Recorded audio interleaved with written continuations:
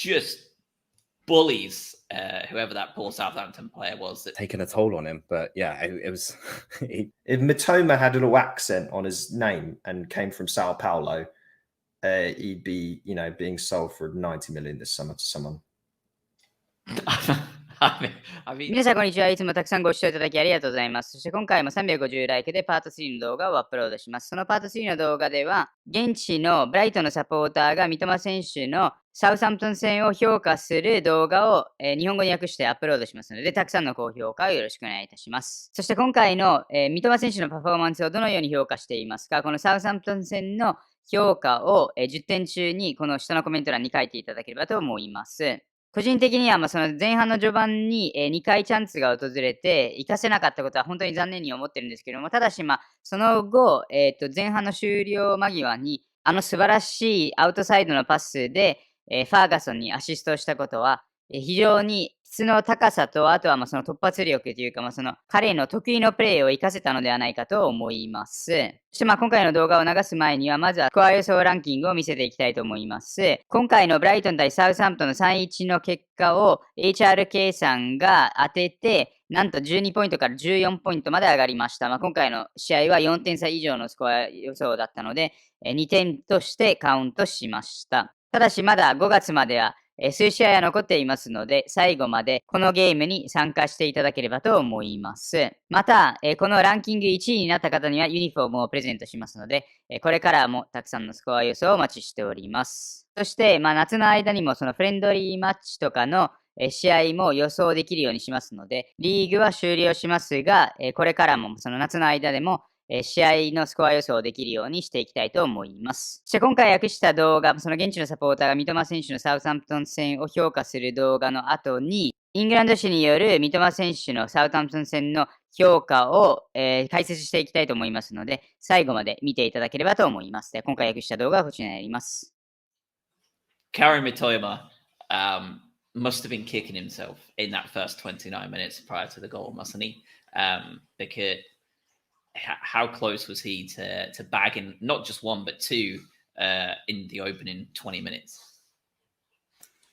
Well, I mean, but that's the first sort of 20-25 minutes it's one of those days, isn't it? And we've seen them aplenty. The first chance, the second chance is gilt edge. That's worse than the first one. But yeah, obviously not kicking himself now, but yeah, it felt like a sign of things to come. I'm glad it wasn't, because he provided a great assist as well. But I don't know. I feel like he should be finishing those, and he does finish those. So I'm not entirely sure whether this season's just taken a toll on him. But yeah, it was. He very happy we won. I'm sure. Mitoma almost single-handedly made me book a doctor's appointment to try and get on statins for blood pressure, or whatever they're for. Let's face it, I think we said at the time, right, when he was performing at his peak this season, we're like, this cannot last, because that would make him the best player in football based on that form he was in.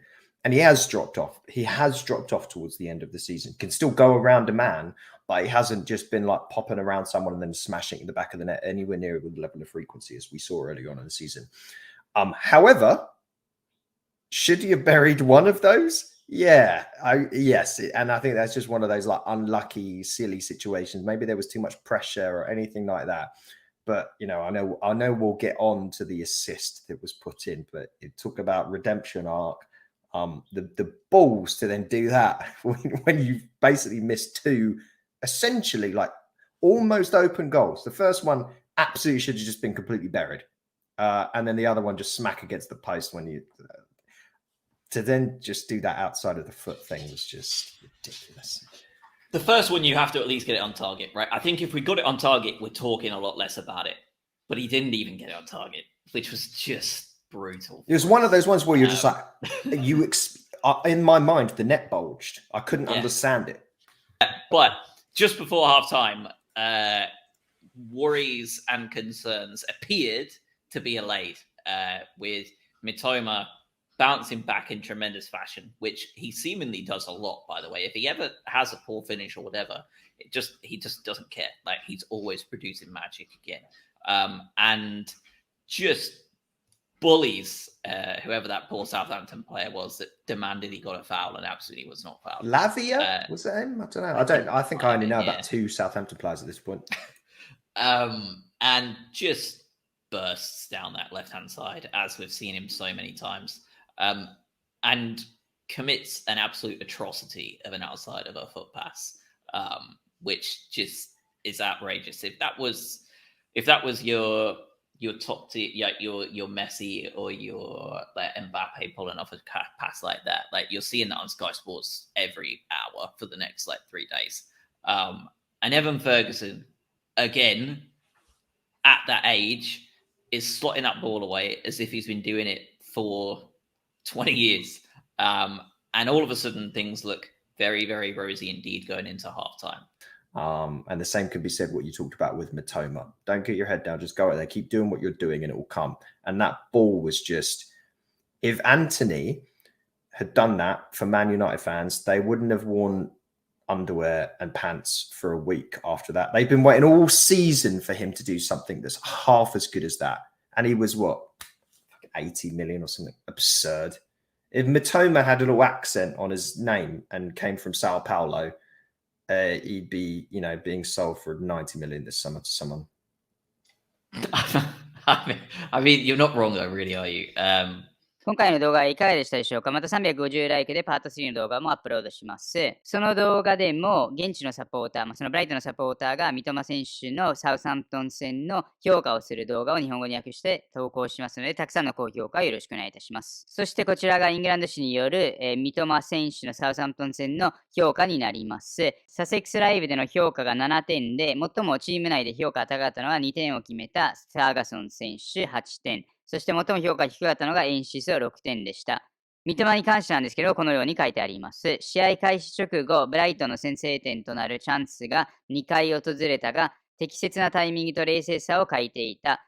エバー・ファーガソンの2点目のアシストをするために足の外側を使った見事なアシストを披露した。T のリブラメントと対戦するのは少し大変なことだったのかと思います。そしてこちらはプレミアリーグの順位表になるんですけれども、次節がマンチェスターシティ戦で24日にこの試合が行われます。そしてデゼルビ監督はまだヨーロッパリーグが決まっていないという話をしたんですけれども、その理由としては、得失点差でまだアストンビラが得意に終わる可能性はあるからです。もちろん、得失点差を見ればすぐにわかるんですけど、ブライトンがプラス20で、アストンビラがプラス4なので、おそらくそのブライトンがマンチェスターシティに10対0で負けて、その後アストンビラに7対0で負ければ、もちろんアストンビラがまだ6位に終わることはできるので、一応デゼルビはああいう発言をしたのはその理由なんです。まだ1ポイントは必要となります。確実にヨーロッパリーグの出場権を得るためには。では今回の動画はこのようですが、いつも通りチャンネル登録、高評価をよろしくお願いいたします。毎日のように新しいコンテンツをアップロードしてますので、通知をオンにしていただければその新しいコンテンツを見逃すことはないです。